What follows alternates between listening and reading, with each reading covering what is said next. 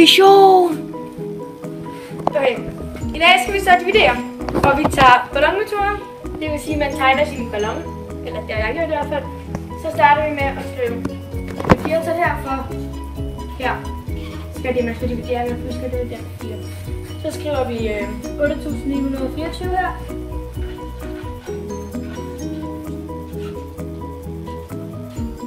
Så starter vi så med at tage 4 divideret med 8. 4 og 8, det er 2. Så skriver vi 2. Og ja, der er så noget det ret, så jeg skriver væk noget der. Så har vi 9 divideret med 4, 4, 8. Men hov, så bliver man til at stoppe der, fordi 9 er jo ikke med. Så skriver vi 2, og så er der 1 i resten, vi sætter hernede. Så tager vi 12 divideret med 4, det er 4, 8, 12. Det kan man 3 gange. Så skriver vi 3, og der er 0 i rest. Så tager vi 4 divideret med 4. Det er 1. Det er 1. Og så, ja, så skal vi bare, hvad det bliver heroppe.